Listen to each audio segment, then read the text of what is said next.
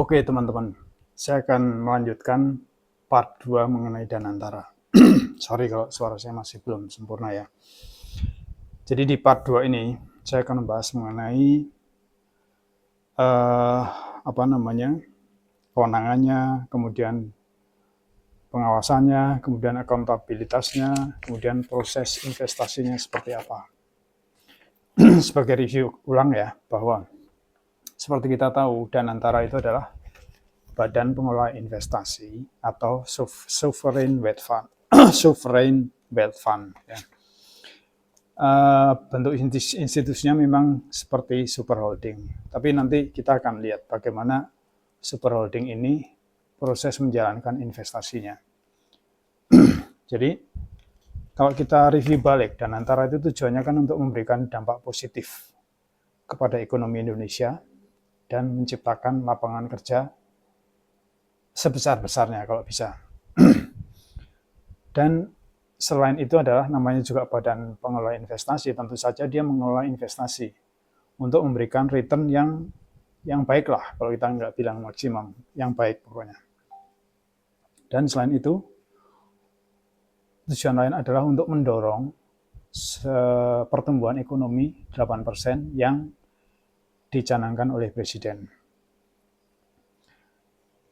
Dalam operasinya, Danantara itu dibagi menjadi secara organisasi itu dibagi menjadi dua, yaitu yang pertama adalah holding investasi, yang kedua adalah holding operasi. Holding investasi ini adalah mengelola hasil-hasil dividen dari BUMN dan mengelola optimalisasi dari aset-aset BUMN atau mengelola optimalisasi dari belanja negara yang sudah dilakukan dari situ. Untuk bagian holding operasi, itu Danantara diberi kewenangan untuk mengelola 7 BUMN. Yang pertama adalah Bank Mandiri, yang masuk dalam Danantara, kemudian BRI, kemudian BNI, kemudian Pertamina, Telkom, terus PLN, sama MindID. MindID adalah Mining Industry Indonesia, yang terdiri dari PT Antam, PTBA atau PT Tambang Bukit Asam yang mengelola batubara, dan PT Freeport Indonesia. Itu 7 BUMN yang officially dimanage oleh holding operasi. Nah sekarang kita pikir, kenapa perlu dimanage gitu loh? Karena ternyata setelah direview, ambil contoh BUMN Mandiri lah. Mandiri itu mempunyai banyak anak perusahaan. Ada perusahaan asuransi, ada perusahaan logistik, ada perusahaan macam-macam lah. BRI juga sama. BRI sendiri memiliki perusahaan asuransi, memiliki perusahaan transportasi, memiliki perusahaan logistik, dan lain-lain. Cuman size-nya itu kecil-kecil. Dan itu banyak di BRI ada, di BNI ada, di BRI ada, di PT Pos ada. Ini yang akan dikonsolidasikan. Sehingga nanti dengan holding operasi ini, akan ada suatu, katakan perusahaan baru di bidang logistik yang size-nya cukup besar. Karena selama ini kecil-kecil, karena terpisah di banyak BUMN. Akan punya perusahaan transportasi yang cukup besar, karena konsolidasi dari beberapa BUMN. Itu tujuan dari holding operasi. Sehingga dengan size yang besar ini, diharapkan akan memberikan return atau memberikan dividen yang besar, yang pada akhirnya nanti akan dimanage oleh holding investasi. Jadi, semacam optimalisasi dari hasil dividen dari BUMN. Sehingga bagian investasi akan mendapatkan dividen yang lebih besar gitu. Kira-kira begitu. Kemudian saya juga berpikir gimana sih sebenarnya proses investasinya gitu ya.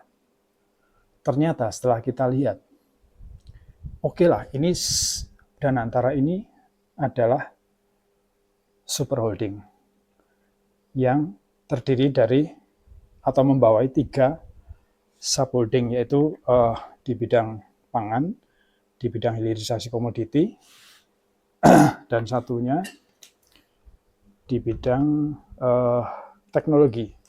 Yang seperti tahu kita hilirisasi itu ada nikel, ada bauksit, ada tembaga fokusnya. Kemudian di teknologi nanti akan fokus ke data center dan akan fokus ke artificial intelligence. Sementara yang di energi dan pangan itu akan fokus di energi terbarukan, kemudian pembuatan atau pembangunan kilang minyak, kemudian ekspansi pertanian untuk ketahanan pangan. Oke, jadi setelah saya lihat, katakan ginilah, sebagai contoh aja ya, kita mau hilirisasi tembaga. Oke, hilirisasi tembaga itu kalau secara teknis itu bisa dalam bentuk semacam SPV. Tapi karena ini Danantara itu adalah besar size-nya, jadi nanti dia akan membentuk semacam SPV kecil gitu. Karena intinya gini, investasi itu bisa dalam bentuk SPV. Simpelnya kalau kita mau nyari investor dari luar adalah begini, oke, saya mau melakukan hilirisasi katakan nikel atau bikin smelter nikel. Gampang. Duit negara melalui Danantara itu kita investasikan sekitar 20-25%. Sisanya yang 75% apa? Leverage. Leverage itu bisa dalam bentuk hutang, yaitu investor luar, atau dalam bentuk equity. Nah, di sini saya baru ngerti, ternyata investor luar diberi ruangnya itu di situ gitu. Danantara mewakili pemerintah untuk initiate yang 20-20% sebagai sovereign wealth fund. Sisanya seperti normal bisnis aja, bahwa pemerintah investasi 25%, sisanya ya leverage. Itu memang selalu seperti itu. Dan leverage-nya bisa dalam bentuk hutang atau dalam bentuk equity atau public partnership. Itu bisa juga.